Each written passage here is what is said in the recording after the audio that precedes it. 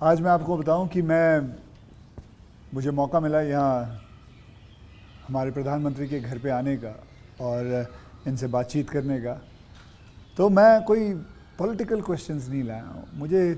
मुझे जानना है कि as a person, as a human being, एक इंसान के नाते हमारे जो प्रधानमंत्री हैं वो कैसे हैं, क्या खाते हैं, क्या बातचीत, मतलब उनकी पूरी दिन में जो सब चीज़ें होती हैं, मतलब पॉलिटिक को छोड़ के उसके बारे में मैं उनसे जानना चाहूँगा। तो सबसे पहले सर आपका बहुत बहुत धन्यवाद करना चाहता हूँ कि आपने मौका दिया है आपसे बात करने का। मुझे अच्छा लगा कि हम 2400 घंटे राजनीति की बातों में ही उलझे रहते हैं, तो आपने हल्की फुल्की बातें और अपॉलिटिकल बातें करने के लिए इच्छा जताई है। मैं नहीं जानता हूँ दर्शकों को कितनी रुचि होगी, लेकिन ज़रूर मैं खुल कर के बातें बताना पसंद करूँ। नहीं, बहुत लोग बहुत कुछ जानना चाहेंगे आपके बारे में, क्योंकि आपके पर्सनल मतलब जो लाइफ होती है, कि जैसे कि मैं आपको बताऊं, मेरा ड्राइवर है, उसकी बेटी, मैं उसको पूछ रहा था कि बेटे तो अगर नरेंद्र मोदी जी को, हमारे प्रधानमंत्री को कोई क्वेश्चन पूछना चाहेगी तो क्या पूछना चाहेगी? तो कमाल का सवाल उसने पूछा कि क्या हमारे प्रधानमंत्री आम खाते हैं? ये भी उसका क्वेश्चन है कि आम खाते हैं, और अगर खाते हैं तो क्या काट के खाते हैं या ऐसे गुटली के साथ खाते हैं? मतलब होता है ना, वॉश बेसिन के ऊपर खड़े होके गुटली के साथ आम खाना, उसका मजा ही कुछ और होता है। तो मैं जानना चाहूँगा कि आप आम खाते हो सर? एक तो मैं आम खाता भी हूँ और आम खाना मुझे बहुत पसंद भी है। अच्छा। और गुजरात में आम रस की परंपरा भी है। वो तो बहुत। लेकिन जब मैं छोटा था तो वैसे तो कोई आम वाम खरीदना वरीदना तो हमारे लिए कोई उस प्रकार की कोई लग्जरी हमारे फैमिली थी नहीं। लेकिन कभी खेतों में चले जाते थे तो हमारा देश का जो किसान है बड़ा उदार रहता है। कोई खेत में आकर के खाता है तो कभी रोकता नहीं है, चोरी करता है तो रोकता है। तो आम के पेड़ पर जो पके हुए आम थे वो खाना हमें ज़रा ज़्यादा पसंद था। यानी उतारने के बाद पकाया हुआ नहीं, नेचुरल कोर्स में पका हुआ। और फिर पूरा का पूरा, अच्छा तब तो ये हाइजीनिक की कोई समझ भी नहीं थी कि धोना चाहिए, टिकना करना, कुछ नहीं समझते थे, ऐसा ही अपना कर लेते थे। लेकिन बाद में जैसे जैसे बड़े तो कई वैरायटियों के विषय में जानने लगे, आम रस खाने की आदत लगी। लेकिन इन दोनों मुझे कंट्रोल करना पड़ता है। अच्छा, अभी फिलहाल कंट्रोल? अब फिलहाल में मुझे सोचना पड़ता है कि इतना खाऊं या ना खाऊं। नरेंद्र जी, मैं आपसे ये पूछना चाहूँगा कि आपने कभी सोचा था कि आप प्रधानमंत्री बनेंगे? कभी आपने सोचा था? और सोचा भी था तो कौन से साल में, कौन सी उम्र में आपने सोचा था कि मैं इस देश को चलाना चाहूँगा? कभी ऐसा विचार नहीं आया। अच्छा। और सामान्य लोगों के मन में बात गले नहीं उतरती है। शायद जो बन जाते हैं सबके जीवन में ऐसा होगा। मैं नहीं मानता हूँ कि यानी कोई एकदम फैमिली ही उसी प्रकार से बैकग्राउंड वाली हो और किसी के मन में इच्छा जगती हो तो बहुत स्वाभाविक है। वरना मेरा जो फैमिली बैकग्राउंड है उसमें तो अगर मुझे कहीं अच्छी सी नौकरी की भी मिल गई होती तो शायद मेरी माँ अड़ोस पड़ोस के लोगों को गुड़ खिला देती कि चलो भाई बेटे को वहाँ नौकरी मिल गई। क्योंकि उससे ज़्यादा हमने तो कुछ सोचा नहीं था, गांव के बाहर कुछ देखा नहीं था। ये तो ऐसे ही यात्रा चल पड़ी और देश मुझे लेता चला गया। तो अपने आप ही बनते चले गए, सब कुछ जिम्मेवारी आती गई। बहुत ही मतलब नेचुरली रहा है इसमें। वैसे मुझे मेरी दृष्टि से, मेरे व्यक्तिगत जीवन की दृष्टि से अननेचुरल लग रहा है। ओके। क्योंकि मेरा बैकग्राउंड, मेरी दुनिया, आज की जो राजनीति का तौर तरीका, उसमें ये सब बैठता ही नहीं है जी। मुझे भी आश्चर्य हो रहा है कि देश मुझे इतना प्यार कैसे करता है और इतना सारा क्यों मुझे देता रहता है। जहाँ तक मैंने पढ़ा है आप सन्यासी बनना चाहते थे, या आप सोल्जर या आर्मी में जाना चाहते थे, ऐसा कुछ भी था? ये आपकी बात सही है, ये आपकी बात सही है। बचपन में मेरा एक स्वभाव था किताबें पढ़ना, लाइब्रेरी चला जाता था, तो बड़े बड़े लोगों के जीवन पढ़ना ये शौक़ रहता था। कभी फौज वाले यूनिफॉर्म में निकलते थे तो मुझे बड़ा देखता था, कभी बच्चे की तरह खड़े होकर के सैल्यूट कर देता था, मन करता था कुछ ना कुछ। इतने में 1962 का वॉर हो गया, तो हमारे यहाँ से दूर एक महसाना स्टेशन है मेरे गांव से, तो वहाँ स्टेशन पे सब लोग, जो फौज के लोग ट्रेनों में जाते थे, उनका बड़ा सत्कार करते थे, चाय वगैरह, तो मैं भी चला जाता था। तो जा कर के मैं भी वो, तो मुझे बड़ा मज़ा आता था। तो मन पे हो गया कि हाँ, ये देश के लिए जीने मरने वाला रास्ता है। तो कभी उस दिशा में सोचता था। इतने में एक बार मैंने कहीं पढ़ा कि गुजरात में कोई सैनिक स्कूल है, उसमें आप दाखिल हो सकते हैं। तो हमने हमारे उस समय शायद 1 रुपया 2 रुपये से उसका सारा जानकारियाँ मंगवाते थे। अब हमें तो अंग्रेजी आती नहीं थी, तो हमारे मोहल्ले में एक स्कूल के प्रिंसिपल मिस्टर रास विहारी मणियार करके रहते थे, तो मैं उनके पास चला गया। मुझे कभी बड़े व्यक्ति से मिलने से कभी संकोच नहीं होता था, तो ऐसे ही फिर चला गया मैं बाहर। ये बात सही है कि भीतर मन में था, तो मैं रामकृष्ण मिशन में चला गया। एक स्वामी आत्मस्थानंद जी हुआ करते थे, अभी उनका करीब 100 ईयर उम्र में अभी स्वर्गवास हुआ। तो मैं सीएम बना तो मेरे घर उनको फिर बुलाया मैंने, प्रधानमंत्री बना तो उनके यहाँ चला जाता था। अभी कलकत्ते में अस्पताल में थे तो 2-3 बार हो आया था मैं। तो वो बड़ा बहुत मुझे प्यार करते थे, समझाते थे ज़िंदगी क्या है, टिकना क्या है। रामकृष्ण मिशन आश्रम में कुछ समय रखते थे मुझे। विवेकानंद जी जिस कमरे में रहते थे उसमें मुझे घंटों तक बैठने के लिए मौका देते थे। तो ये सारे नए नए अनुभव होने लगे। फिर हिमालय की दुनिया में चल पड़ा, बहुत कुछ भटका, बहुत कुछ घुमा, दुनिया देखी, और ये सब 18-20 साल 22 साल की उम्र में ही करता रहा मैं। लेकिन कुछ कन्फ्यूज़न भी था, कुछ इरादे भी थे, कोई गाइडेंस भी नहीं मिल रहा था, लेकिन मन में सवाल खुद पैदा करता था, जवाब खुद ढूंढता रहता था। ऐसे भटकता भटकता भटकता यहाँ पहुँच गया। तो आपकी लाइफ को मैं अभी आपकी बात में सुन रहा हूँ, तो मुझे लगता है अगर आप प्रधानमंत्री नहीं होते तो जिस हिसाब से आप बता रहे हो तो सन्यासी ज़्यादा लगते थे, मतलब सन्यासी बन जाते थे अगर आप। वैसे मैं क्या बनता ये कहना अभी कठिन लग रहा है, क्योंकि जो सोचा नहीं वो बन गया। वो तो हमेशा होता है, मेरे साथ भी। मैं भी आपको अगर एक किस्सा सुनाऊंगा तो मेरे साथ भी ऐसा ही कुछ हुआ है। मैं क्या बनने वाला था, मैं एक मार्शल आर्ट का टीचर बनना चाहता था, कहाँ मैं फिल्मों में आ गया और फिल्मों में आते आते हीरो बन गया। मैं आपसे क्या, हमारे प्रधानमंत्री जी को मैं ये जानना चाहता हूँ, गुस्सा आता है? और मतलब क्योंकि देखिए सबको गुस्सा आता है, आई एम श्योर आपको भी गुस्सा आता है। अगर आता भी है तो उस गुस्से में आप क्या करते हो? वो गुस्सा निकालने के लिए किस पे निकालते हो और कैसे निकालते हो? मेरे लिए ये कभी कोई कहेगा कि मुझे गुस्सा नहीं आता है तो बहुत लोग को सरप्राइज होता है। आपको गुस्सा नहीं आता? मैं बताता हूँ। अच्छा। सरप्राइज होता है। इसलिए ये कहना कि राजी नाराजी गुस्सा ये मनुष्य के स्वभाव के हिस्से हैं। अच्छा। जिंदगी उसके बिना हो नहीं, हर प्रकार की चीज़ें हर के अंदर होती हैं। लेकिन जो मेरा 18-22 साल की ज़िंदगी का जो एक बड़ा तबका था, वहाँ जो मेरी ट्रेनिंग हुई उसमें ऐसी बातें थी जिन लोगों से सीखता था कि आपके जीवन में स्वभाव में ईश्वर ने सब दिया है।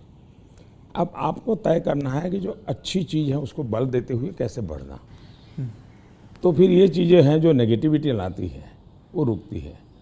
मैं कह सकता हूँ कि मैं इतने लंबे समय तक मुख्यमंत्री रहा, इतने समय तक प्रधानमंत्री रहा, लेकिन चपरासी से लेकर के प्रिंसिपल सेक्रेटरी तक मुझे कभी गुस्सा व्यक्त करने का अवसर नहीं आया, कभी नहीं आया। लेकिन मैं आपको बताऊं, बाहर जो आपकी छवि है वो एक बहुत ही स्ट्रिक्ट एडमिनिस्ट्रेटर के नाम पे है। स्ट्रिक्ट अलग चीज़ है। हाँ। मैं स्ट्रिक्ट हूँ, डिसिप्लिन हूँ, लेकिन मैं किसी को नीचा दिखा करके अपमानित करके काम नहीं करता। मैं उसको प्रेरित करता हूँ। कभी कोई चीज़ है तो मैं खुद हेल्पिंग हैंड के रूप में खड़ा हो जाता हूँ। मान लीजिए कोई कोई ड्राफ्ट लेकर के आया, तो एक तो तरीका होता है भाई क्या ले आए हो, दूसरा होता है वाह ऐसा करें ना, ये अपन करें तो कैसा रहेगा, आपको क्या लगता है ये करे तो कैसा होगा। तो क्या होता है मेरी 10 मिनट पहले ही इन्वेस्ट हो जाती है, लेकिन वो मुझे समझ पाता है। तो अगली बार जब वो आता है तो मुझे मेरा समय ही नहीं जाता, वो मेरी कल्पना के अनुसार चीज़ लेकर के आ जाता है। तो एक प्रकार से मैं कोई लेके आता है तो उसमें से सीखता भी हूँ और सिखाता भी हूँ, और मैं अपनी टीम बनाता चल जाता हूँ। तो मेरे प्रेशर हैं, स्ट्रेस हैं, वो नीचे नीचे नीचे डिवाइड होते चले जाते हैं। ओके। तो मेरे पास कुछ बचता ही नहीं है। तो मतलब आपको इतना गुस्सा नहीं आता? मैं अंदर तो होता होगा, मैं व्यक्त तो करने से अपने आप को बहुत रोक लेते हो? होता क्या है जी, कभी मान लो एक मीटिंग में आपने गुस्सा कर दिया तो मीटिंग का एजेंडा वगैरह सब छूट जाता है। हर एक के मन पे वो 2-3 मिनट की समय रहता है, वही छाया रहता है, वो बहुत नुकसान करता है जी। तो मैं जैसे मुझे गुस्सा आता है तो मैं आपको बताऊं, गुस्सा एक निकालना बहुत अच्छी बात है। मैं छोटा मुँह और बड़ी बात, मैं आपसे बहुत छोटा हूं, और मैं कहूँगा कि आप है ना गुस्से को जो है अंदर ना रखें, उसे निकालें। जैसे मैं निकालता हूँ, क्या करता हूँ, एक बॉक्सिंग बैग घर पे रखा हुआ है, जितना हो सकता है सुबह 4:30-5 बजे मार लेता हूँ और अपना गुस्सा निकाल लेता हूँ, और फिर थक हार के बस, या कभी समुद्र किनारे चला जाता हूँ और जोर से चीखता हूँ, कोई भी नहीं होता है। नहीं, इसके लिए एक अलग तरीका है। अच्छा। मन की स्थिति के लिए। ओके। एक तो होता है चेहरे पर, बॉडी पे गुस्सा आना और शब्दों में व्यक्त होना। दूसरा होता है आपके इमोशंस को। मैं एक अपने अंदर एक चीज़ डेवलप की थी, ऐसी कोई घटना है जो मुझे पसंद नहीं आई है और मेरा मन करता है कि ऐसा क्यों हुआ। कभी होता था मेरे साथ ऐसा क्यों हुआ, कभी होता था मैंने ऐसा क्यों किया, मुझे ऐसा नहीं करना चाहिए था। और कभी ईगो बीच में आता है तो मैं व्यक्त भी नहीं करता हूँ भाई आई एम सॉरी, मेरे से ये गलती हो गई, मनुष्य है। तो मैं क्या करता था, अकेला कागज़ लेकर के बैठता था, उस सारी घटना का वर्णन लिखता था, कैसे हुआ, क्या हुआ और मैंने क्या किया, क्यों किया, खुद ही। और उसमें जस्टिफाई करने की कोशिश नहीं करता था। फिर उसको मैं फाड़ करके फेंक देता था, पढ़ता भी नहीं था दोबारा। फिर भी मेरा मन शांत नहीं होता था, पूरी कथा दोबारा लिखता था, 3 पेज, 4 पेज, 5 पेज, उसमें उस सारे घटनाक्रम को डाल के पूरे पेपर पे रख देता, फिर से एक बार जीवंत कर देता था। हाँ। इससे क्या होता था कि वो चीज़ें, मेरी जो इमोशंस है उस कागज़ के अंदर आकर के फिर वो जल जाती थी।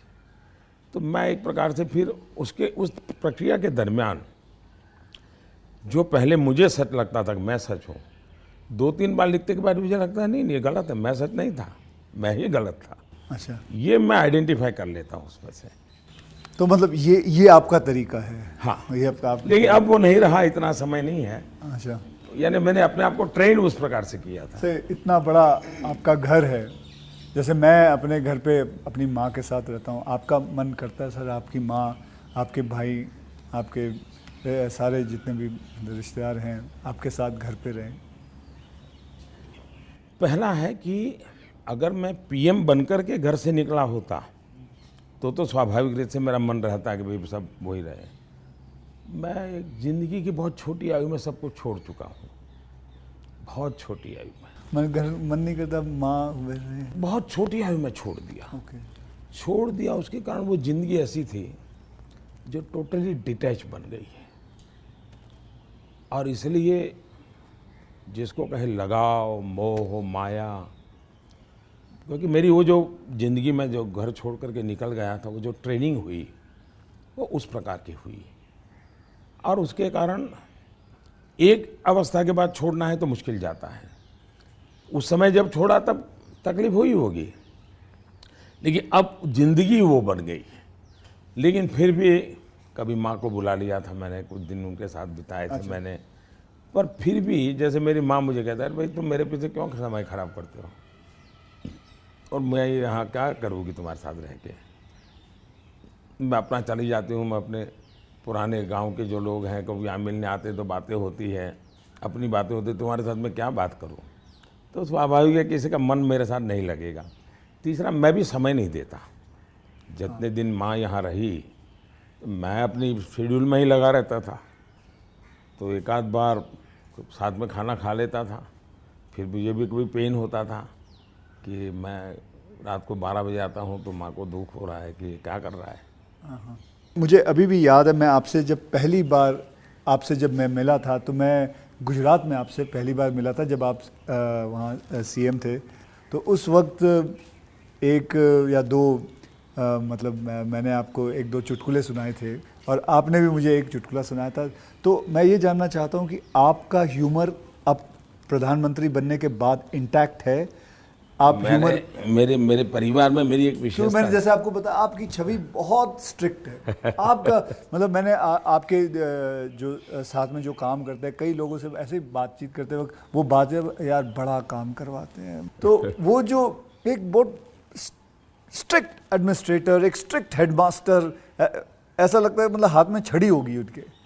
तो अभी भी आपका ह्यूमर एक बात तो ये जो छवि बनाई गई वो सही नहीं है। अच्छा, वो अलग बात है। सही नहीं है।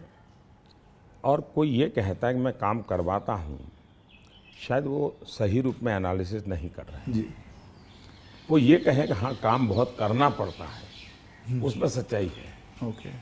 लेकिन मैं किसी को दबाव नहीं करता हूँ।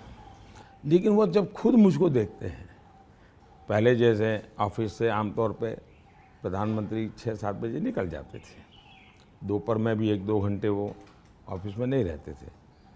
मैं सुबह से जाता हूँ, देर रात तक बैठता हूँ, तो वो भी देखते हैं कि भाई ये खुद मेहनत करते हैं। तो फिर उनको लगता है कि ये कोई हमसे मजदूरी नहीं करवाते, वो खुद बैठते हैं। तो कोई काम है तो मैं रात को 11 बजे फ़ोन करूँगा, अरे भाई उसका क्या हुआ, तो उनको लगता है ये अभी भी काम कर रहा है। तो एक प्रकार से एक टीम का स्पिरिट बन जाता है, एक वर्क कल्चर आप डेवलप करते हैं। मेरे आसपास में एक वर्क कल्चर डेवलप होता है और वो मैं खुद काम करता रहता हूँ, उसके कारण होता है। स्ट्रिक्टनेस, डिसिप्लिन थोपने से नहीं आती है, क्योंकि मैंने ह्यूमन रिसोर्स डेवलपमेंट में ही अपनी ज़िंदगी खपाई है। आप लोगों को अच्छा झूठ बोल कर इम्प्रेस भी नहीं कर सकते हो लंबे अरसे तक। वो सब देखते हैं आपको कि या बात ऐसी करते हो, करते ऐसे हो। तो आप जैसे हैं वैसे रहो और उनसे काम करिए। हाँ, मैं काम के समय काम में रहता हूँ, इसलिए इधर उधर की बातें समय ख़राब नहीं करता हूँ मैं। दूसरा, मान लीजिए मैं मीटिंग कर रहा हूँ और कोई मोबाइल फ़ोन अपना समय बिगाड़ रहा है, तो मैं फिर उनकी तरफ जा, अच्छा बताइए अभी मैं जो विचार कह रहा था क्या हुआ, तो उनका ध्यान नहीं था। तो उनको लगता था मोबाइल फ़ोन में मैं ट्विटर देख रहा था। तो तब से मेरी मीटिंग में लोग समझ गए कि मोबाइल फ़ोन लेके नहीं जाना चाहिए। मैं किसी से भी मिलता हूँ, कोई भी व्यक्ति आएगा, मेरा कभी बीच में फ़ोन नहीं आता है। मैं किसी को नहीं कहता। मानता हूँ, मैं भी आपसे 2-3 बार मिला हूँ, आपने मतलब इट इज। तो ये मैंने डिसिप्लिन खुद के जीवन में लाया, तो सामने वाले को लगता है कि यार ये टोटली मेरे लिए डेडिकेटेड टाइम था, इन्होंने कोई उपयोग नहीं किया। इन चीज़ों का एक प्रभाव पैदा होता है। जहाँ तक ह्यूमर का सवाल है, मेरे परिवार में हमेशा एक कल्पना थी, कभी पिताजी राजी नाराज़ी हुए हो, कभी छोटी मोटी हो, तो हमेशा मैं पूरे माहौल को एक आधे मिनट में हल्का कर देता था। ये मेरा एक स्वभाव था। आज भी मुझे वो करने का मज़ा आता है, शब्दों से खेलना वगैरह। पर अब क्या हो गया है जी, हर चीज़ के अलग अर्थ निकाले जाते हैं, आधा अधूरा वाक्य उठा करके उछाल दिया जाता है। तो अब डर लगता है कि कहीं जा कर के, इरादा वो नहीं होता है, हंसी मजाक कहावत सब होना चाहिए, लेकिन अब दुरुपयोग हो जाता है तो डर लगता है। आज ये सोशल मीडिया की वजह से लोग कोई भी शब्द कोई भी उल्टा सीधा करवा सोशल मीडिया के बजाय टीआरपी वाले, परेशानी टीआरपी वाले करते हैं। तो आप जरा अपना ह्यूमर को बचा के रखते हो, लेकिन अपने दोस्तों के साथ, आपके जो दोस्त हाँ, वो तो आज भी चलता है जी। मेरी कैबिनेट मीटिंग का ब्रीफिंग होता है, तो मेरे जो जूनियर अफसर हैं, वैसे वो बेचारे संकोच करते हैं, क्योंकि उनके लिए पीएम जो एक ऑरा बना हुआ है दुनिया में, वो तो बड़ा अलग है। मैंने वो ऑरा रखा नहीं है, मैं दोस्ताना करता हूँ, तो मैं उनको चुटकुले सुनाता रहता हूँ कभी कभी। तो ऑपोजिशन पार्टी में आपके कोई दोस्त हैं? बहुत दोस्त हैं, बहुत अच्छे दोस्त। आप अभी भी उनके साथ कभी चाय पीना? बहुत अच्छे दोस्त हैं हम लोग, साल में 1-2 बार साथ खाना भी खाते हैं। अच्छा। हाँ, अब मैं खैर वो फॉर्मल होता है, क्योंकि लेकिन हम तो कहते हैं, कैमरा में देखते हैं, हम तो मीडिया के सामने, मीडिया जो दिखाती है हम तो वही देखते हैं, हमको तो पता ही नहीं एक होता बहुत ये। पहले की बात है, जी। तब तो मैं मुख्यमंत्री भी नहीं था, लेकिन किसी काम से मैं शायद पार्लियामेंट गया था और गुलाम नबी आज़ाद और मैं बड़े दोस्ताना अंदाज में गप्पे मार रहे थे। फिर हम बाहर निकलते तो मीडिया वालों ने पूछा, कह रहे यार आप लोग इतने पक्के दोस्त। तो मारते हो, फिर तुम तो बोले आरएसएस वाले हो, ये गुलाम नबी से तुम्हारी दोस्ती कैसे है? हाँ। तो फिर गुलाम नबी ने अच्छा जवाब दिया। हम दोनों खड़े थे, वो कहा देखो भाई, बाहर जो आप लोग सोचते हो ऐसा नहीं है, शायद एक फैमिली के रूप में हम लोग जितने जुड़े हुए हैं सभी दल के लोग, हाँ। वो शायद बाहर कल्पना नहीं कर सकते। आपको हैरानी होगी, और वैसे मैं ये बोलूँगा तो चुनाव में मेरा नुकसान भी हो सकता है लेकिन ये ममता दीदी हाँ। साल में आज भी मुझे एक दो कुर्ते वो खुद सिलेक्ट करने जाती है और मेरे लिए एक दो कुर्ते भेजती है। अच्छा, हाँ। that is something very big to know about. Sir अच्छा, वो मिठाई भी, बांग्लादेश के प्रधानमंत्री हैं शेख हसीना जी, तो मेरा दौरा हुआ तो ऐसे ही बंगाली मिठाइयों की चर्चा चली, तो आज भी वो साल में 3-4 बार कोई न कोई बंगाली नई मिठाई होगी तो स्पेशली ढाका से मुझे भेज देती। अच्छा, वहाँ से। हाँ, स्पेशली बड़ा आग्रह करके। तो ममता दीदी को पता चला तो वो भी साल में 1-2 बार मेरे लिए कुछ न कुछ बंगाली मिठाई जरूर भेज देती है। मोदी जी, मैं आपसे एक बात जानना चाहूँगा।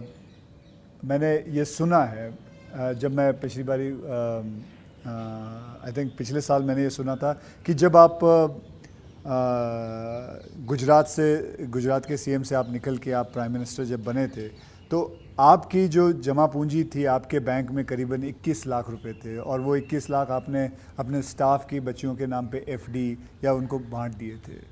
तो आज मैं जानना चाहूँगा, आप नहीं भी जवाब दे सकते हैं, आज आपका बैंक बैलेंस कितना है? एक तो ये आधी अधूरी बात है। अच्छा। आधी अधूरी इसलिए है कि जब मैं गुजरात से सीएम के रूप में निकला, वैसे मेरा कोई बैंक अकाउंट नहीं था। सीएम बनने के बाद एमएलए बना तो मेरा तनख्वाह आना शुरू हो गया। आपकी बैंक अकाउंट नहीं? उसके पहले नहीं था कुछ। अच्छा, हाँ। हाँ, एक बचपन में निकाला था, तो वो भी एक बड़ी लंबी कथा है। मेरी स्कूल में, वहाँ मेरे गांव में एक देना बैंक का ब्रांच खुला, तो स्कूल के अंदर वो देना बैंक के लोग आए थे। उन्होंने सब बच्चों को एक गुल्लड़ देते, कुल्लड़ बोलते, गुल्लक दिया और बच्चों को कहा भाई इसमें आपको पैसे डालना है और हर महीने बैंक में जमा कराना, आपके नाम से पैसा जमा होगा। तो हमने भी बैंक अकाउंट उसमें खुलवा दिया। अब हमारे गुल्लक में तो कुछ आया ही नहीं। अच्छा। आने वाला कुछ था ही नहीं तो क्या आएगा। तो हम तो कभी पैसा जमा नहीं कराया। अब गांव छोड़ के चले गए हम, बैंक में हमारा अकाउंट बना रहा, तो उनको हर साल वो कैरी फॉरवर्ड करना पड़ता था, लिखा पढ़ी करनी पड़ती थी।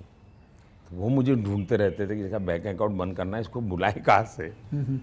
तो शायद 30-32 साल तक वो बना रहा और उनको कहीं पता चला बाद में कि मैं अब पॉलिटिक्स में हूँ, तो बैंक वाले मेरे पास आए, बोले साहब जरा सिग्नेचर कर दीजिए, आपका एक बचपन का बैंक अकाउंट पड़ा हुआ है, हमको बंद करना है। अच्छा। तो मेरी बैंक अकाउंट से दुनिया ये रही। लेकिन जब मैं सीएम बना, एमएलए बना, तो फिर जो वेतन मिलता है वो आना शुरू हो गया, तब बैंक अकाउंट खुल गया। मैंने तो कभी वो देखा नहीं है, मेरा स्टाफ देखता था। जब मैं निकला वहाँ से तो मैंने हमारे अफसरों को बुलाया, मैंने कहा भाई ये मेरा तो है नहीं, मैं ले जाके क्या करूँगा, मुझे तो कोई उपयोग है नहीं, तो मैं ये दे देना चाहता हूँ। तो उन्होंने कहा कि भाई ऐसा मत कीजिए। मैंने कहा भाई मैं करूँगा क्या इसे ले जा कर के। तो खैर अफसर लोग मेरी इज्जत करते थे तो ज़्यादा बहस नहीं की, चले गए। शाम को एक सीनियर अफसर को लेकर के आए मिलने के लिए। फिर उन सब ने तीन लोग थे, ये समझाया कि बोले देखो मोदी जी, ठीक है आपको ज़रूरत नहीं पड़े, लेकिन आपके ऊपर इतने कोर्ट केसेस चल रहे हैं गुजरात में, वकील भी इतने महंगे होंगे हैं, आपको कभी न कभी पैसों की ज़रूरत पड़ेगी। अब पद पर तो कब रहोगे, कितना रहोगे आप, और बाद में बोले कोई नहीं देगा आपको। तो हमारी प्रार्थना है कि ऐसा मत कीजिए। तो मैंने कहा क्या करूं? बोले ठीक है, आपकी इच्छा है तो कुछ हिस्सा दीजिए। तो उसमें से मैंने फिर 21 लाख रुपया दिया। अच्छा, उसमें से? हाँ, ओके। मेरे अपने जेब से दे दिया। और मैंने कहा कि ये जो हमारा सेक्रेटरीट है उसमें जो ड्राइवर है, हाँ, प्यून है, उनकी खास करके बच्चियाँ, उनको ये शिक्षा दीक्षा के लिए खर्च करना। अभी वो फाउंडेशन शायद बनाया हुआ है गुजरात सरकार ने, और उसमें से वो मदद कर भी रहे हैं। फिर वहाँ मुझे एक सरकार की तरफ से एमएलए को एक प्लॉट मिलता है, ओके। पैसों से मिलता है लेकिन कम खर्चे पैसों में। में, हाँ। वो प्लॉट मिला तो मैंने पार्टी को कहा भाई ये ले लो आप, मैं आपको दे देना चाहता हूँ, मुझे कुछ चाहिए नहीं। तो मेरी वो प्रक्रिया चल रही थी। फिर पता चला कि वो मामला तो कहीं सुप्रीम कोर्ट में लटका पड़ा है, शायद वो ज़मीन किसी को दे नहीं सकते, इस प्रकार का कुछ है। वो मुझे पूरा याद मालूम नहीं, क्योंकि मैं इस चीज़ों में रुचि नहीं लेता। लेकिन जब भी वो क्लियर हो जाएगा तो मैंने वो भी पार्टी को देना तय किया हुआ है। साहब सच में गुजराती है ना, क्योंकि गुजराती जो होते हैं वो पैसों के लिए बहुत सही रहते हैं। मतलब मैं नहीं मानता कि मतलब आपने अपना प्लॉट दे दिया, आपने पैसे दे दिए, तो आप, क्योंकि मैं आपको, अगर आप इजाज़त दें तो मैं एक छोटा चुटकुला सुनाना चाहता हूँ। जी जी जी। एक गुजराती आदमी था, बुज़ुर्ग आदमी था, वो मर रहा था। तो वो कहता है, मेरी गुजराती ज़रा इतनी ठीक नहीं है, लेकिन वो कहता है कि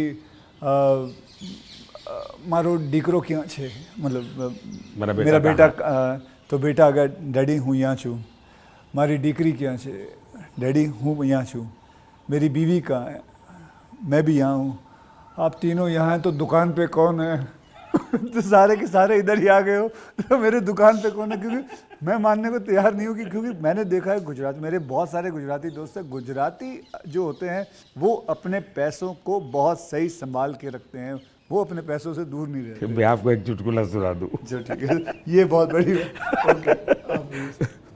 हमारे यहाँ चुटकुला चलता है कि एक बार प्लेटफॉर्म पर ट्रेन आई, रेलवे ट्रेन में। हाँ, तो ऊपर ही बर्थ पे कोई पैसेंजर सोया हुआ था।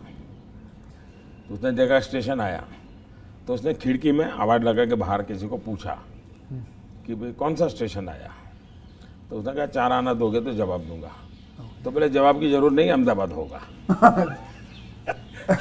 समझ गया मैं, बिल्कुल। तो ये बिल्कुल बात सही एक है। और एक बताता हूँ, ये किसी की आलोचना करने के लिए नहीं है, लेकिन कोई भी अर्थ निकाल सकता है, और ये सत्य घटना में से बना हुआ चुटकुला है। बहुत साल पहले, वैसे मेरी जिंदगी ऐसी थी, ये हाफ स्लीव का कुर्ता और पैजामा, जूते और थैला, यही से मैं रेलवे में भटकता रहता था, और दाढ़ी रहती थी। तो मैं पुणे स्टेशन पे उतरा। अच्छा। और कोई मेरे पास ज़्यादा सामान तो था नहीं, मेरा एक वो झोला था, एक अखबार था हाथ में। तो मैं पैदल चला जा रहा था, मुझे पुणे में आरएसएस दफ्तर में जाना था। तो मैं पैदल ही जा रहा था। तो एक ऑटो रिक्शा वाला धीरे धीरे धीरे धीरे साथ चलता गया। फिर करीब 100-200 मीटर गया होगा, और उसने, मेरा ध्यान गया, मैं कही ऐसे कैसे चला रहा हो स्लोली मेरी स्पीड से। मैंने कहा भाई आपकी ऑटो रिक्शा खराब है, क्या प्रॉब्लम है आपका? तो उसने कहा साहब आप नहीं बैठोगे? मैंने कहा क्यों, मैं तो पैदल जा रहा हूँ। तो बोले आप समाजवादी हैं? मैंने कहा नहीं, मैं तो अहमदाबादी हूँ। हाँ। तो मैंने कहा क्यों समाजवादी क्यों? ये बोले समाजवादी लोग, बोले हमारे पुणे के समाजवादी जो लोग हैं वो स्टेशन में पब्लिक के सामने ऑटो रिक्शा में नहीं बैठते हैं, दूर जाके गुपचुप बैठ जाते हैं। ऐसा क्यों? लोगों को इम्प्रेशन रहे कि वो मेहनत करते हैं, सादगी वाले हैं। ओके, अच्छा। तो बोले मुझे भी लगा शायद आप समाजवादी हैं, तो औरों की तरह आप भी थोड़ी देर के बाद बैठ जाओगे। तो बोले इसलिए मैं चल रहा था। तो जब उसने मुझे पूछा आप समाजवादी हो, तो मेरा तुरंत जवाब था मैं अहमदाबादी हूँ। आइए सर, एक थोड़ा चलते चलते बात करें आपसे। सर, आपसे मैं पूछना चाहता हूँ कि अगर आपको कभी एक अलादीन का चिराग मिल जाए और जिन कहे कि आपके 3 विशेस हैं, तो वो आपके 3 विशेस क्या होंगे? देखिए, अलाउद्दीन चिराग मुझे मिल जाए और सचमुच में उसके पास ताकत होगी, जी। तो मैं उसे कहूँगा कि तुम जितने भी ये समाजशास्त्री हैं या जो एजुकेशनलिस्ट हो, उनके दिमाग में भर दो कि भावी पीढ़ी को ये अलाउद्दीन चिराग वाली कथा सुनाना बंद करें कि ऐसा कोई अलाउद्दीन होता है और वो इच्छाएं पूरी करता है। मैंने कहा उसको मेहनत करना सिखाओ। मैं कभी एक्सपेक्ट नहीं कर रहा था आप ये जवाब दोगे। मुझे लगा आपको ये 3 विशेस आप सोचोगे कि क्या है 3 विशेस, लेकिन ये एक बहुत ही सही तरीका है।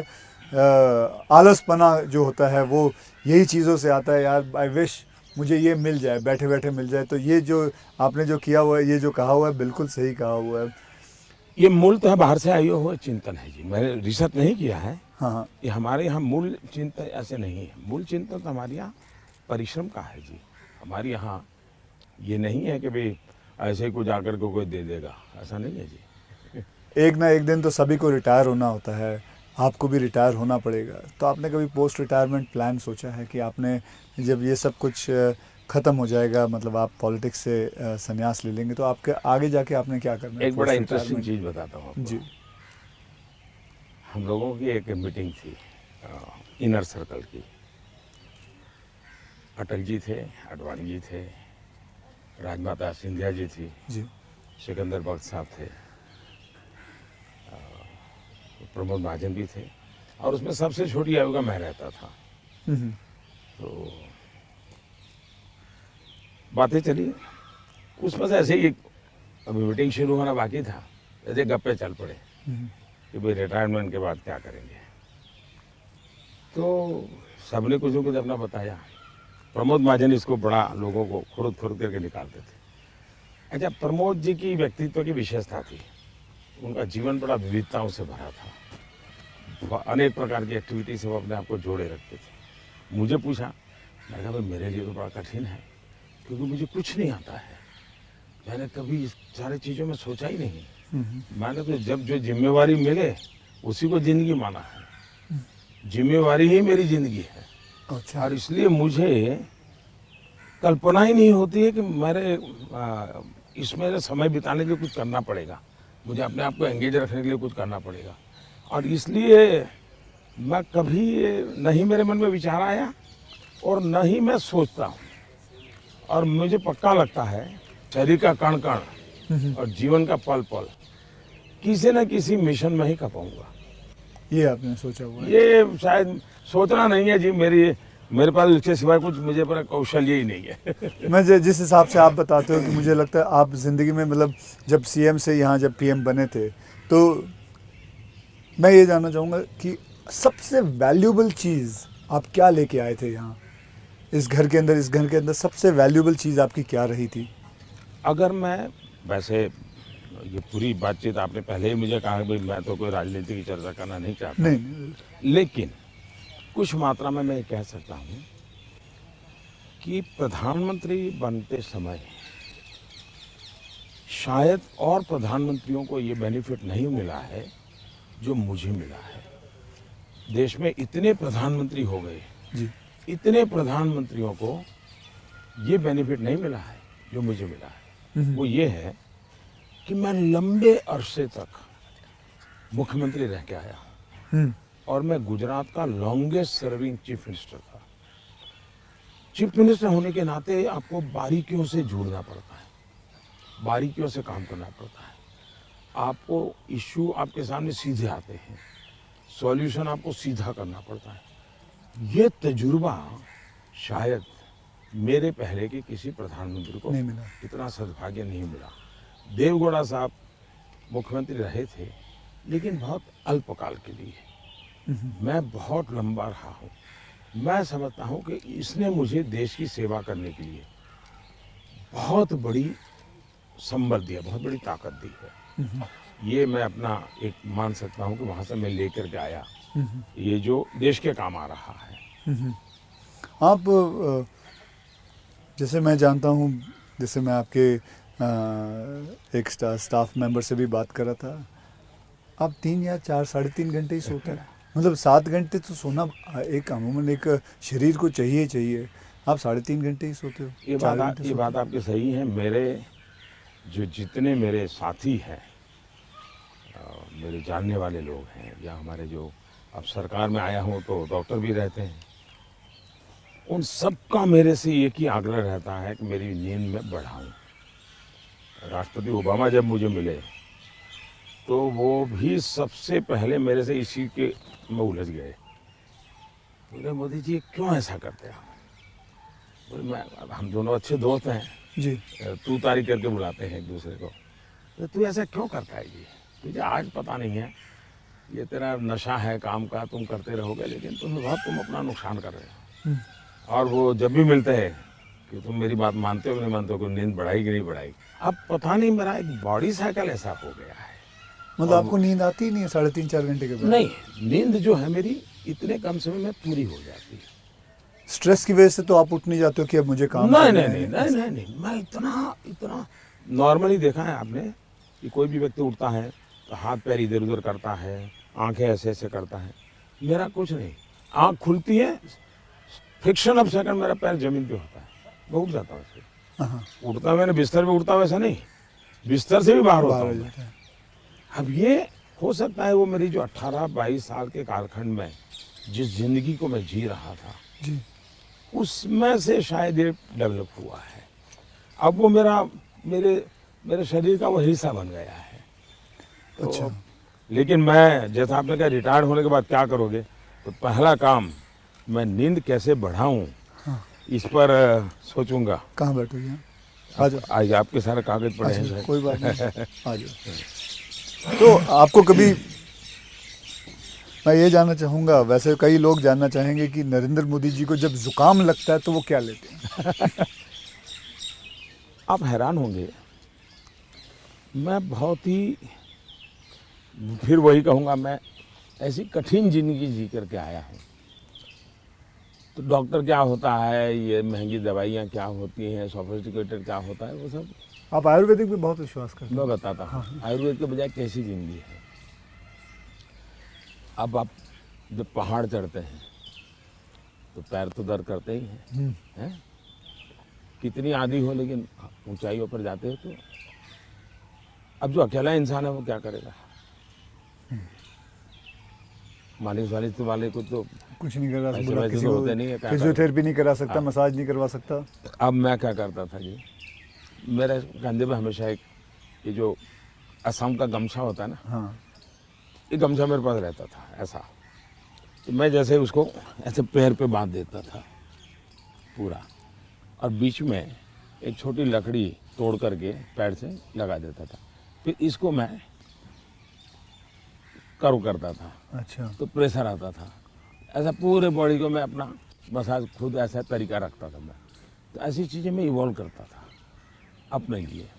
मैं बहुत साल पहले कैलाश यात्रा पे गया था पैदल। टोटल यात्रा करीब 1000 किलोमीटर का था। पैदल गया। कुछ और भी लोग थे, बड़े धनी लोग भी वहाँ कभी कभी यात्रा में आते थे। अब बहुत बड़े बड़े महंगे वो चमड़ी बचाने के लिए सब लेकर के आए हुए थे। मेरे पास तो कुछ था, मेरे पास कैस्टर ऑयल था, और वो भी रॉ, सीधा वो घानी से निकाला हुआ। हाँ। तो उसकी स्मेल भी बहुत ख़राब होती है, तो मैं उसी को लगाता था। अब ये लोग 5वें 6ठे दिन मुंह नहीं धो सकते थे, क्योंकि उनकी चमड़ी जल करके चीर करके लटक गई थी। तो वो बड़े परेशान रहते थे। और मुझे कुछ नहीं होता था, बड़ा मैं तेज तर्रार रहता था। तो मुझे पूछने लगे कि आप क्या करते हो? मैंने कहा कुछ नहीं भाई, कैस्टर ऑयल लगाता हूँ मैं। तो रात को हम जब पहाड़ चढ़ करके रात्रि मुकाम होता था, ये मेरे पास आ जाते थे। हर कोई एक एक बूंद कैस्ट्रोल में से ले जाता था। जुकाम होता है तो मैं गर्म पानी पूरा समय पीता हूँ। गर्म पानी, गर्म पानी, उसमें दूसरा कोई शहद या कुछ? कुछ नहीं, सिंपल गर्म पानी। दूसरा, हो सके तो फास्टिंग करता हूँ। अच्छा। फास्टिंग यानी एकदम से सिवाय पानी कुछ नहीं, एक दो दिन 24 घंटे 48 घंटे ज़्यादा नहीं करना पड़ता। तीसरा, ये सरसों का तेल होता है, उसको थोड़ा गर्म करके रात को 2-3 बूंद डाल देता हूँ। जलन बहुत होती है, लेकिन ये मेरा 1-2 दिन में क्लियर कर देता है। तो ऐसे ही जीने की आदत है। मैं कुछ चीज़ें करता हूँ, वो मैं पूछना चाहूँगा आपसे। मैंने चीज़ फॉलो की है जिसको कहते हैं कि 7-12-5 × 40, यानी 7 बजे मैं ब्रेकफास्ट कर लेता हूँ, 12 बजे मैं अपना लंच खा लेता हूँ और 5 बजे डिनर खा लेता हूँ। और × 40 यानी कि जब भी एक गस्सा खाता हूँ उसे 40 बार चबाना है। तो ये मैंने अपने शास्त्रों में पढ़ा है, कई लोगों से बात की है, तो आप इससे सहमत हैं? बिल्कुल सहमत हूँ, और ये बिल्कुल सही रास्ता आपने चुना हुआ है। हमारे देश में मूल आदत यही है। हाँ, ये वेस्टर्न जो वर्ल्ड आया, उसने फिर धीरे धीरे इसमें ये बदलाव किया कि लोग, वरना हमारा किसान आज भी गांव में सूर्यास्त के पहले, नहीं लेना सर? मैं नहीं लेता जी, नहीं, सूर्यास्त के पहले थैंक यू। खाना खा लेता है। और दिन में भी आपने देखा होगा, किसान सुबह एक प्रकार से, वो किसको आप नाश्ता कहते हैं, लेकिन एक्चुअली उसका वो लंच जैसा ही होता है। हाँ, वो काफ़ी मात्रा में बड़े बड़े रोटी और सब्जी या चटनी कुछ लेकर के खेत चला जाए। दिन में थोड़ा सा लेकर के उसकी पत्नी सर पे कुछ रख करके जाती है। वो पूरा भोजन नहीं होता है, हाँ, हाँ। थोड़ा होता है। ये आज भी हमारे देश में परंपरा है ये। आपका एक फैशन स्टेटमेंट बहुत बढ़िया है, मतलब दाढ़ी वाड़ी एकदम सही किया हुआ। और मतलब कभी कभी मैं देखता हूँ आप हाफ स्लीव कुर्ता पहनते हैं, ज़्यादा करके हाफ स्लीव कुर्ता पहनते हैं। तो ये जो फैशन, ये जो है, ये जो आपकी जो शेविंग और ये सब, क्या ये मतलब फैशन जो है ये आपने खुद ने किया है या आपने किसी को? आपने बहुत अच्छा सवाल पूछा। जैसे मैं बहुत स्ट्रीक हूँ, गुस्सा करता हूँ, ये जो एक छवि बनाई गई है, वैसे दूसरी छवि मेरे इन कपड़ों की दुनिया को लेकर के बनाई गई है। दरअसल क्या है, मैं एक छोटी बैग में मेरी ज़िंदगी थी और मैं ट्रैवलिंग करता रहता था। जी, आपने बताया झोले में। और तो मैं देखता था कि एक तो मैं कपड़े खुद धोता था। सीएम बना तब तक मैं कपड़े खुद धोया हूँ। ओके। कभी मैंने कपड़े, तो फिर मैंने कैसे सोचा कि लंबी बाहें रखता हूँ तो मुझे इतना ज़्यादा धोना पड़ता है। दूसरा मेरे बैग में वो जगह ज़्यादा लेता है, तो मैंने खुद नहीं काट दिया था। अच्छा, वो जगह ज़्यादा लेता है इसलिए आपने इसको मैंने काट दिया था। ओके। अब वो बात वो फैशन पर गया जी। ये बात सही है कि मैं ढंग से रहना, ये मेरी प्रकृति थी। शायद एक कारण ये भी था कि गरीबी के कारण कभी कभी इन्फीरियरिटी फील होती थी लोगों के बीच में। तो उसको ओवरकम करने के लिए शायद साइकोलॉजी पढ़ी होगी बचपन में, ऐसा मुझे लगता है। तो मैं क्या करता था, अब हमारे घर में वो प्रेस करने के लिए तो कुछ था नहीं, तो मैं ये बर्तन का जो लोटा रहता है उसमें कोयला भर देता था, गर्म कोयला, और उसी से कपड़ों को प्रेस करता था और पहन के जाता था। लेकिन जूते नहीं थे। तो मेरे एक मामा एक दिन आए घर पे, तो पता नहीं उनका मन कर गया, तो उन्होंने मेरे लिए जूते ला दिए। तो एक कैनवास के सफ़ेद जूते हैं ना जी, हाँ, छोटे से, शायद उस समय तो 8-10 रुपये मिलते होंगे, वो ले आए। तो मैंने देखा थोड़े दिन में तो वो गंदे होना शुरू हो गए। तो मैं क्या करता था, क्लासरूम में सब बच्चे चले जाते थे, मैं रुका रहता था, और टीचर जो ब्लैक बोर्ड पे लिखता है ना, तो बाद में जो छोटा चॉपस्टिक का टुकड़ा रह जाता है वो ऐसे ही फेंक देता है। हाँ हाँ हाँ हाँ हाँ। तो मैं उसको इकट्ठा करता था, वो चॉपस्टिक के टुकड़े, वो ले आता था और हर दिन सुबह चॉपस्टिक जूतों पे लगा देता था। हाँ हाँ हाँ, मैं समझ गया। और डेली ये मैंने कई बार आपसे मिला हूँ, आप घड़ी जो है हाँ। वो अभी तो आपने सही पहनी हुई है, लेकिन घड़ी आप ज़्यादा करके ऐसे पहनते हो। घड़ी मैं सही पहनता हूँ क्योंकि मुझे मीटिंगों में बैठना पड़ता है ना, हाँ, तो मैं नहीं चाहता हूँ किसी को पता चले कि मैं ऐसे घड़ी देख रहा हूँ, उसको इंसल्ट फील होता है जी। अच्छा। तो मैं उसके सम्मान के लिए हमेशा कॉन्शियस रहता हूँ कि ऐसे चोरी छुपे से घड़ी देख लेता हूँ। आप कोई बैठा है बात कर रहा है और घड़ी देखते हैं तो मतलब कि आप उसको इशारा करो भी बहुत हो गया जाओ। तो आप ऐसे रखते हो। हाँ, तो ये मेरे मन में ऐसा है कि ये किसी का एक प्रकार के हिडन वे में है। मतलब बहुत माइन्यूटली आप लेकिन आप मानते हो, मैंने आपको ऑब्जर्व किया कि आप घड़ी उल्टी पहनते हो। मैं देखा था कई आपने कई सही बार देखा। देखा आपने कि आप घड़ी उल्टी पहन के आपने सही देखा। मोदी जी, मैं आपसे ये जानना चाहूँगा कि ये जो सोशल मीडिया का आजकल तो पूरा ज़माना है, एंड मैंने देखा है कि आप काफ़ी एक्टिव रहते हैं, लेकिन जो आपको लोग प्रश्न पूछते हैं या लोग आपसे बात करते हैं, तो आप खुद देखते हो ट्विटर या इंस्टाग्राम, ये सारी चीज़ें आप देखते हो सर? मैं आप ज़रूर देखता हूँ और एक प्रकार से उससे मुझे बाहर की बहुत प्रकार की जानकारियाँ मिलती हैं जी।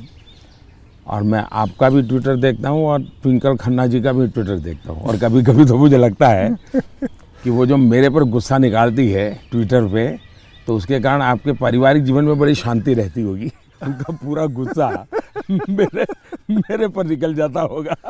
हाँ। इसलिए आपको बड़ा आराम रहता, सुकून मिलता होगा। तो मैं आपके लिए इस प्रकार से काम आया हूँ, खास करके ट्विंकल जी के लिए। और शायद ट्विंकल जी को पता नहीं होगा, उनके नाना जी। चिनू भाई, चुन्नी चिनू भाई, उनसे मैं मिला था। अच्छा, ये तो बहुत पहले। बहुत पहले की बात। और कारण क्या था, ये बड़ा इंटरेस्टिंग है। जी। गुजरात में एक बहुत बड़ा अकाल पड़ा था, तो हम लोग कुछ न कुछ सामाजिक काम करते थे। उसमें हम लोगों को ये बटर मिल्क के केंद्र चलाते थे, छाछ पीने के लिए गर्मी में लोगों को। हाँ, बटर मिल्क, तो वो मूल सुरेंद्रनगर जिले में हम बहुत बड़ी मात्रा में करते थे। तो उस एक कार्यक्रम में मुंबई में एक सज्जन थे, मिठाई के बहुत बड़े व्यापारी थे, नाम तो मैं भूल गया, वो उनको लाए थे और उन्होंने डोनेशन भी दिया था। हाँ। और हमने ऐसे छाछ केंद्र चालू किए थे बटर मिल्क के, ओके। बहुत बड़ी मात्रा में। जैसे पानी की परब रहती है वैसे छाछ की परब रहती थी और हर गरीब व्यक्ति वो। तो उस समय मैं उस सेवा के काम में लगा था और उस समय इनके नाना जी वहाँ आए थे, तो उस समय मेरी उनसे मुलाकात हुई थी। अच्छा, तब मुलाकात। काफ़ी बातें हुई थी उनके साथ, तो मेरा उस प्रकार से उनसे परिचय रहा है। तो आप मतलब खुद भी पढ़ते हो और लोगों को बिल्कुल, मैं जवाब पढ़ता देते भी हो? हूँ और मज़ा लेता हूँ। आपको वैसे मैं जब आप अपने ऊपर कोई मीम्स बने हुए देखते हो, जो सोशल मीडिया पे मीम्स आते हैं, तो वो मीम देख के आपको हंसी आती है? वैसे आपने कहा गुस्सा तो आता नहीं ज़्यादा करके, लेकिन वो जो मीम्स आप देखते हो तो आपको कैसा लगता है? जैसे देखो, मैं कुछ 4-5 मीम लेके आया हूँ, ये देखिए। ये लिखा है, this T seller can give nation unity, equality, safety, prosperity. तो ये एक है। इसमें लिखा हुआ है, चटनी के बिना ढोकला है बेकार, अब की बार मोदी सरकार। ये देखिए, मेरे ही सारे फ्रेटर्निटी के लोग आए थे, आपसे मिले तो सबके चेहरे पे यहाँ लगा दिया है जय श्री राम। ये आपने देखा कभी? ये मैंने नहीं देखा, ये आज देख रहा हूँ। अच्छा, ये नहीं देखा आपने? तो ये रोहित शेट्टी जो है, ये एक्शन डायरेक्टर हैं, मीट्स नरेंद्र मोदी जी, और अगले दिन आपको उन पर इतना असर पड़ा, सीधा मोटरसाइकिल लिया आपने, निकल पड़े। तो ये मीम देख के आपको कैसा लगता है? मैं एंजॉय करता हूँ। मैं उसमें मोदी को कम देखता हूँ, क्रिएटिविटी को ज़्यादा देखता हूँ। हाँ। तो मुझे उस क्रिएटिविटी के प्रति, यानी मेरा घोर भी विरोध होगा, मुझे बड़ा मजा आता। क्या बड़े सटीक तरीके से कहा है उसने। मतलब बहुत अच्छी क्रिएटिविटी उनकी है, मतलब क्या सोचते हैं ये लोग, और यूं झटके में सोचते हैं। हाँ, फ्रिक्शन ऑफ सेकंड जी। मैं आपको बताऊं, आप और मैं भी बात कर रहे हैं, जब सोशल मीडिया का ये सबसे बड़ा बेनिफिट मुझे ये है कि मुझे कॉमन मैन की जो सेंस है, हाँ, उसकी जो क्रिएटिविटी है, उसका एनालिसिस है, ये समझने में बड़ा। वरना क्या होता है, ये बनी बनाई लोगों की जो परोसी हुई चीज़ होती थी, जी, 5 स्टार फूड जैसा होता था वो, ये एक प्रकार से फुटपाथ पर का जो चने चबेने और पकौड़ा होता है, हाँ हाँ, वैसा सोशल मीडिया का मटेरियल होता है। फिनिश नहीं होता, लेकिन उसमें से आपको सच्चाई हाथ लग जाती है। मैं तो ये वेट कर रहा हूँ जब ये आएगा तो इसके ऊपर भी बड़े मीम्स बनेंगे, हाँ, इसके ऊपर भी बड़े मीम्स बनेंगे। तो आप तो खैर तैयार है, मैं मुझे मेरे लिए पहली बार होगा ये, मतलब। कुछ लोग होते हैं इंटेंशन से आपको चुभे इसलिए करते हैं, जी जानबूझ करके। उस समय आपने अपने आप को संतुलित रखने से उसके सारे इरादे फेल हो जाते हैं हाँ हाँ और वो उसकी नींद हराम कर देते हैं। अगर आप उसको रिएक्ट करते हैं, रिस्पॉन्ड करते हैं, तो उसको मजा आ जाता है। लेकिन देखा छोड़ दिया तो उसकी नींद खराब है। मैंने इतनी मेहनत की, इतना मोदी जी के बाल नोचने वाली चीज की, मोदी को कोई हो ही नहीं रहा है, तो वो परेशान हो जाता। हाँ, फिर वो अपना बंद भी कर देता है थोड़ी देर बाद। ये भी बात सही है। बस सर, आपसे बात करके मुझे बहुत बहुत मज़ा आता है। आपसे मैं 2-3 बार पहले भी मिल चुका हूँ और आज मुझे मौका मिला है आपसे वार्तालाप करने का, आपसे बातचीत करने का, तो बहुत अच्छा लगता है। As a human being and not as a prime minister, as a human being you are a lovely person, you are a person जिसने ज़िंदगी में सब कुछ देखा है, झेला है, पाया है और खोया भी है, और सैक्रिफाइस आपकी ज़िंदगी के, मैं ये मेरा एनालिसिस है जो मैं आपसे अभी बात करके मेरा एनालिसिस है कि आपकी ज़िंदगी के आपने बहुत सैक्रिफाइसेस भी किए हैं।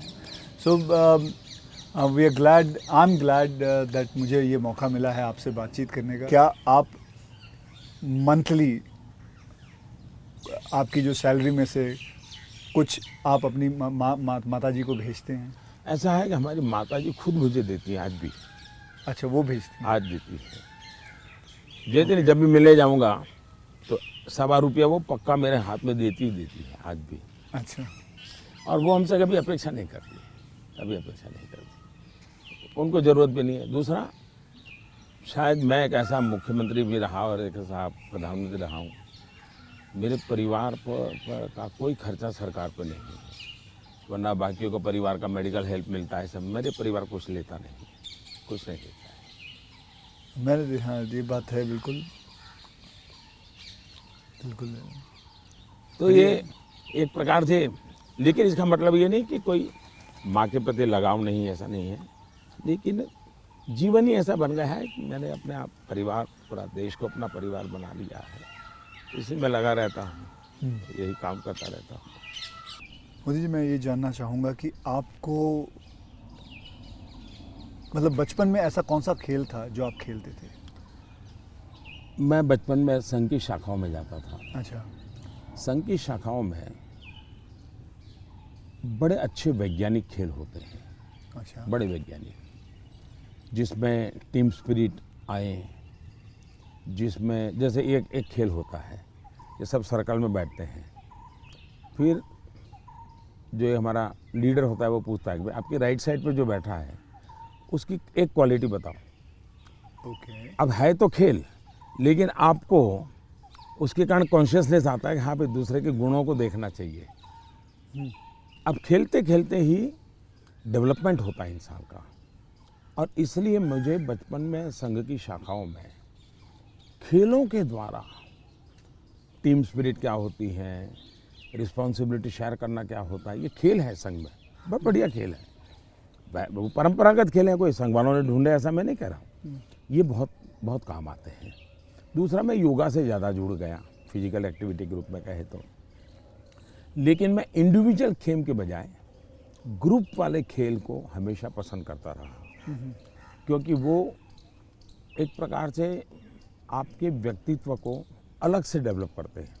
जो इंडिविजुअल खेल होता है वो आपको एक अलग प्रकार का डेवलपमेंट करता है, वो गलत करता है ऐसा मैं नहीं कह रहा हूँ, लेकिन अलग प्रकार का करता है। टीम के अंदर खेलने से अलग प्रकार का होता है, आपको एडजस्ट करना पड़ता है, आपको साथ चलना पड़ता है, आपको किसी की लीडरशिप करनी होती है, आपको सबॉर्डिनेट को संभालना होता है। तो ज़िंदगी जीने के लिए ग्रुप वाले गेम्स खेलने चाहिए। ओके। इंडिविजुअल कितना ही हम बड़े चल जाएं, लेकिन ग्रुप वाले खेल जरूर खेलना चाहिए, ये मेरा मत रहता है। जी, आपने कभी गुल्ली डंडा खेला है? बिल्कुल खेलता था गुल्ली गाँव डंडा में। खेलते हाँ हमारे यहाँ गांव में खेलते थे, फिर कंचे खेलते थे। हाँ, लेकिन ज़्यादातर मैं तैरने के लिए चला जाता था, मुझे पानी पसंद था, अच्छा। तो तैरने के लिए चला जाता था। दो कारण थे, एक तो मेरे परिवार के सारे कपड़े मैं धोता था, परिवार के सभी सदस्यों के। अच्छा। तो तालाब में ही पानी था, तो हम तालाब में चले जाते थे, तो उसके कारण स्वाभाविक मेरा स्विमिंग सीख गया, तो मैं बहुत घंटों तक स्विमिंग कर लेता था। हाँ। तो मेरे शरीर के जो अगर मूलभूत कहें कि डेवलपमेंट, बॉडी डेवलपमेंट जिसको कहें, वो शायद स्विमिंग से हुआ है। वो गांव वाला स्विमिंग जो जी समझ गया। अपने गांव में तालाबों में, नहर हो गई, तालाब हो गया वहाँ हाँ, की। उसी में। मुझे अभी याद है आपका, मैंने एक यूनाइटेड नेशन में एक पहली जो स्पीच देखी थी आपकी, आई थिंक 2014 में दी थी मैं प्रधानमंत्री बना और सितंबर में गया था। सितंबर में गए थे। तो आपने जब आपने इतने सारे स्पीचेस दिए हैं हिंदुस्तान में, तो वो आपका पहला स्पीच था जो वर्ल्ड वाइड पूरी दुनिया। तो वर यू नर्वस? क्या मेरे प्रधानमंत्री नरेंद्र मोदी जी नर्वस थे उस दिन? मेरा प्रॉब्लम ओवर कॉन्फिडेंस का है। अच्छा, उल्टा था? उल्टा था। और हुआ क्या कि मैंने मन में सोचा था कि ये मेरा फ्रेमवर्क रहेगा बोलने का। जब जहाज़ में यहाँ से जा रहा था, हमारे अफसरों ने मुझे ब्रीफिंग भी किया था। जब मैं अमेरिका पहुँचा तो हमारी फॉरेन मिनिस्टर सुषमा जी, उनकी मीटिंगें ज़्यादा होती थी, तो उनको पहले जाना पड़ता है, तो पहले गई हुई थी। तो पहुँचने के बाद ही मेरा कोई दूसरे दिन कार्यक्रम था, तो मेरा नेचर है, मैं होटल से उतरता हूँ तो पहले मीटिंग कर लेता हूँ। तो ब्रीफिंग के लिए सब बैठे थे, तो सुषमा जी ने पूछा कि साहब आपका भाषण वगैरह, मैंने कहा कर लेंगे, क्या है। तो वो अड़ गई।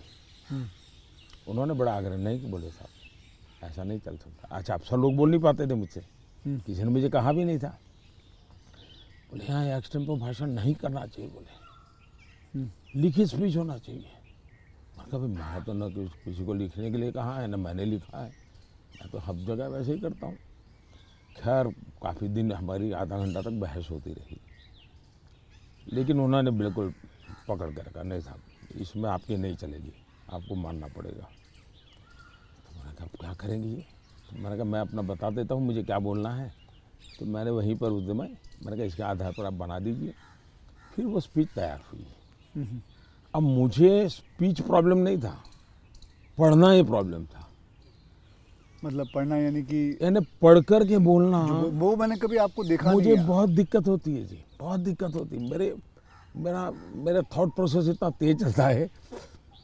तो मेरा वो पहला भाषण जो है, हाँ, वो पढ़ कर के मैं किया हुआ हूँ, यानी एक्चुअली पढ़ रहा हूँ मैं। आपने देखा होगा मेरे हाथ में कागज है। तो ये अच्छा, सबसे पहले मुझे नेपाल प्रधानमंत्री बनने के बाद तो वहाँ भी मैं एक्सटेम्पो बोल दिया था, और वो भाषण आज भी मशहूर है जी। आज भी मशहूर है भाषण। नेपाल में पहला भाषण था। तो एक्सटेम्पो वाला भाषण आपका हमेशा, मैंने कभी वैसे देखा नहीं तो आपको।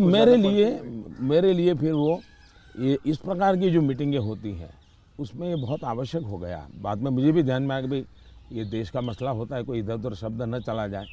तो फिर खैर मुझे उस डिसिप्लिन को फॉलो करना चाहिए। लेकिन मेरे पहले भाषण का मेरा अनुभव ये है। ठीक है, ये अच्छा। फिल्में देखते हैं? अभी नहीं देख पाता हूँ। लास्ट फिल्म कौन सी देखी? लेकिन मेरे गांव में एक थिएटर था जी।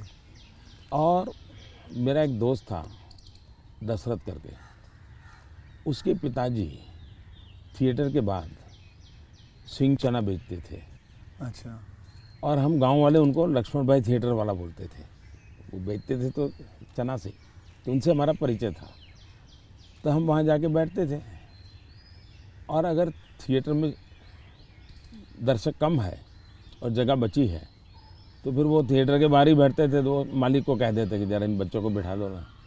तो फिर वो मुफ्त में हमको थिएटर में जाने का मौका मिल जाता था। वो लक्ष्मण भाई जो सिंह चना बेचते थे उनके कारण। तो मैं और हमारा वो दोस्त है दशरथ, तो हम दोनों जाके बैठ के मूवी देखते थे। तो बचपन में मूवी देखने का यही एक हमारा तरीका था। बाद में तो ज़िंदगी ऐसी बन गई तो कोई मौका नहीं मिलता। लेकिन शायद एक अमिताभ बच्चन जी आए थे जब मैं सीएम था। अच्छा। तो उनका बड़ा आग्रह था एक पा फिल्म शायद। जी बिल्कुल। तो देखने के लिए उनके साथ में चला गया था। एक बार अनुपम जी खेर आए थे, उन्होंने टेररिज्म को लेकर के एक फिल्म बनाई थी, सीएम था मैं, टेररिज्म को लेकर के एक फिल्म बनाई थी, वेडनेसडे शायद, हाँ वेडनेसडे, हाँ, तो वो मैं उनके साथ देखने चला गया था। तो ऐसा कुछ हुआ है, लेकिन वो भी ज़्यादा लेकिन अब पीएम बन के बिल्कुल नहीं, अब तो आपके वक्त भी नहीं मिलता, बिल्कुल नहीं कर पाया, अब आपने बिल्कुल ज़रा नहीं सा कर पाया।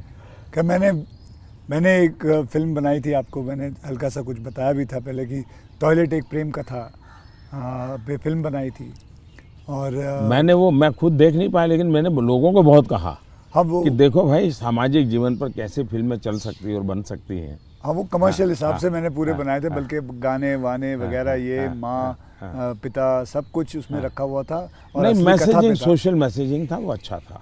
हाँ तो लेकिन खैर वो तो मैंने रियल लाइफ में किया था, लेकिन आपने रियल लाइफ में करीबन 9 करोड़ से भी ज़्यादा टॉयलेट्स बनाए हैं, तो ये तो मतलब ऐसा कैसा हो गया जैसे कि आपने जैसे ही आप प्राइम मिनिस्टर बने तो सबसे पहले आपने स्वच्छता के ऊपर बात की, टॉयलेट्स के ऊपर बात की, तो आपको वो डर नहीं लगा कि आप पहली बार मतलब आप प्राइम मिनिस्टर बन रहे हैं और सबसे पहला मतलब द फर्स्ट फ्यू मुद्दा इसी पे रखा हुआ है, स्वच्छता पे रखा हुआ है? स्वच्छता आपके लिए बहुत मायने रखती है।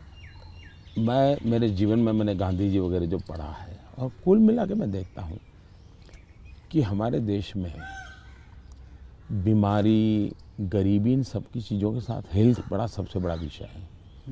लेकिन प्रिवेंटिव हेल्थ के लिए 2 चीज़ें मैं देखता हूँ, एक स्वच्छता और एक फिटनेस। आप अपने शरीर को फिट रखिए, बनाइए, तो बाकी आर्थिक रूप से बोझ बनता नहीं है ज़िंदगी, उस प्रकार से जिए। पर्सनल हाइजीन में तो हमारे यहाँ शास्त्रों के कारण, संस्कारों के कारण, घर में आओ तो पैर धो करके आओ, हाथ धो, मंदिर में जाते हो तो नहा करके जाओ, सब बहुत सिखाया जाता है। सोशल हाइजीन के प्रति हम उदासीन रहे हैं। और भारत जैसा देश दुनिया में, अगर इतना बड़ा दुनिया को देने के लिए टूरिज्म डेवलप नहीं हो रहा है, एक कारण है गंदगी जी। वैसे भी किसी भी समाज के लिए शोभा नहीं देता है। तो मेरे मन में एक बड़ी चीड़ है, और मैंने सोचा इसको एक जन आंदोलन बना देना चाहिए, और देश को गर्व होना चाहिए, हम लोगों को गर्व होना चाहिए कि हमारे देशवासियों ने इस कार्यक्रम को अपना बना लिया। और ये 9 करोड़ टॉयलेट बन जाना, 2014 के पहले 38% रूरल सैनिटेशन था, 98% हो गया। जी, मतलब देश तैयार था, और मुझे खुशी है कि देश ने किया है। मैं तो कौन होता हूँ करने वाला जी, देश ने चीज़ को उठा ली। आप एज अ प्राइम मिनिस्टर आप कभी चिल एकदम आराम करते हैं, मतलब कुछ आराम से बैठ के यूं बैठे हैं गार्डन में सोच रहे हैं, बस ऐसे ही कुछ नहीं, चिल आउट के लिए मेरी एक आदत है, मुझे अब कर नहीं पाता हूँ, लेकिन मेरा बड़ा स्वभाव रहा है। एक तो मुझे सुबह 5 बजे चाय पीने की आदत है, बिना शक्कर। चीनी में लेता नहीं, हाँ चीनी लेता नहीं हूँ। अच्छा, नहीं लेते? मुझे कोई प्रॉब्लम नहीं है, लेकिन आदत नहीं लेता हूँ। दूसरा, मुझे शाम को 6 बजे, दिन में किसी के साथ कटसी के लिए बैठ गया, थोड़ा ले लिया 2 घूंट, तो अलग बात है, चाय की आदत नहीं है। लेकिन शाम को 6 बजे मुझे चाय की आदत है, ऐसा लगता है मेरी बॉडी रिक्वायर कर रही है। लेकिन वो मुझे तब मज़ा आता है, मैं छत के नीचे नहीं हूँ, सीधा आसमान से मेरा संपर्क होना चाहिए, खुले में बैठा हूँ, अकेला बैठा हूँ, और वहाँ आराम से चाय पीता हूँ। ये मुझे बहुत पसंद आता है। और वो जगह कौन सी है? यहाँ यहाँ भी मैं कर लेता हूँ, और मेरे ऑफिस के उसमें भी कर लेता हूँ। अच्छा। लेकिन जो साउथ ब्लॉक का ऑफिस है वहाँ संभव नहीं है। ओके। वहाँ तो एकदम से वो बंद कमरा है, लेकिन ये मेरी पसंद की जगह काम है। दूसरा, एक चीज़ मैंने बहुत की थी, और जो जैसा आपने कहा रिटायरमेंट के बाद क्या करोगे, तो उस काम को ज़्यादा करूँगा। पहले मैं रेगुलर करता था, मैं कभी दिवाली नहीं मनाता था जी। अच्छा। नहीं, मैं दिवाली में 4-5 दिन कहीं चला जाता था,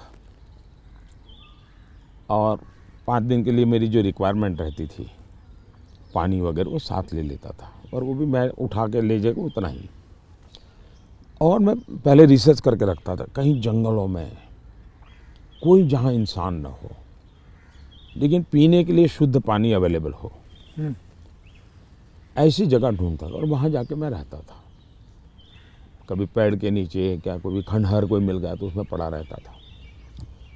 अच्छा उस समय में तो टीवी वगैरह तो थे ही नहीं, रेडियो भी मैं साथ नहीं रखता था, ना अखबार न कुछ नहीं, कागज पेन भी नहीं, किताब भी नहीं, कुछ नहीं। कुछ नहीं। अच्छा। और 5 दिन मैं ऐसे ही अकेला रहता था, प्रकृति को देखना। एक प्रकार से मेरा वो कार्यक्रम का नाम था, मैं मुझसे मिलने जाता हूँ। ओके। मैं मुझसे मिलने जाता हूँ, ऐसा ही मेरा, वो मेरी ज़िंदगी में बहुत बड़ी ताकत देने वाली चीज़ है। तो अभी कई वर्षों तक अब नहीं कर पाता हूँ, अब तो क्या SPG वगैरह ऐसा कवर हो गया है, ज़िंदगी अलग हो जाती है, लेकिन बहुत सालों तक मैंने ही किया है और मैं उससे बहुत ताकत पाता था। और जो विचार आए आने देता था, किसी विचार को टिकना है तो टिकना, कुछ लिखता भी नहीं था, ऐसे ही रहता था। तो यही मेरा एक तरीका रहता था। आपका और मेरे में कॉमन यही है कि आप चाय बेचते थे और मैं जी वेटर था। दोनों के आप और मेरे में ये भी है कि हम दोनों के कोई गॉडफादर नहीं थे, हम अपनी ज़िंदगी अपने टर्म्स और कंडीशंस पे बनाई है बस। तो ये रहा है बस। जब मैं चाय बेचता था बहुत कुछ सीखने को मिला मुझे, बहुत लोगों से मिलने का मौका मिलता था, हर एक के स्वभाव को समझता था। बिना कारण जो चाय पीने वाला है गुस्सा करता था, डांट देता था, तो इन चीज़ों को सीखने में बहुत काम आया। लेकिन एक चीज़ मैंने बहुत मज़ेदार है मेरी ज़िंदगी की, मैं जब लोगों से हिंदी में बात करता हूँ तो बहुत सरप्राइज करते। मुझे हमारे सिकंदर बख्श साहब थे, बीजेपी के लीडर जी। वो मुझे हमेशा कह रहे हैं, यार मोदी तू इतनी बढ़िया हिंदी कैसे बोल लेता है, तू तो बोले गुज्जू है। ये तेरा मुरारजी, वो दोस्ताना है तो बहुत बढ़िया आयु के थे, बोले तेरा मुरारजी इतने साल तक यहाँ रहा लेकिन उसको हिंदी बोलना नहीं आता है, ऐसा मुझे।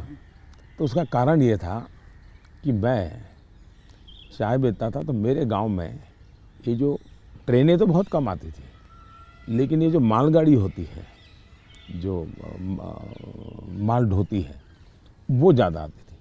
और मुंबई में जो भैंसों का तबेले रहते हैं, उसके जो दूध बेचने वाले लोग हैं वो क्या करते हैं, दूध जब भैंस देती है तब तक मुंबई में रखते हैं, बाद में वो गांव में आके छोड़ देते हैं। वो भैंसों को लाना ले जाना एक बड़ा कारोबार चलता था।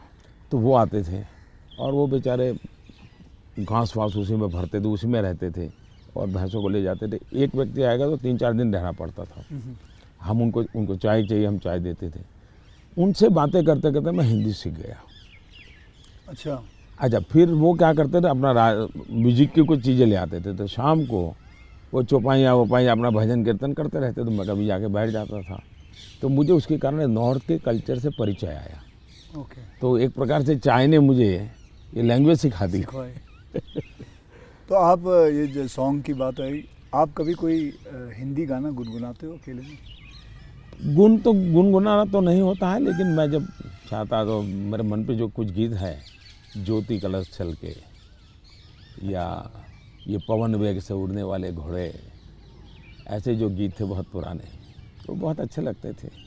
आज के कोई गाने नहीं गुनगुनाते? आज तो पता ही नहीं मुझे, आज तो पता ही नहीं मुझे आपसे बात करके चलिए, बहुत मज़ा आया। देश के लोगों के लिए काम आएगा कुछ बातें नई ये बहुत सारी चीज़ें काम में आएंगी, इसमें बहुत सारी चीज़ें। लेकिन मुझे अच्छा ये लगा कि ये चुनावी आपाधापी तू मैमे के बीच ये भी एक कुछ पल होता है। तो जो आप पूछते हैं ना कैसे रिलैक्स होते हो, ये भी तरीका है रिलैक्स होने का। बहुत रिलीफ रहेगा।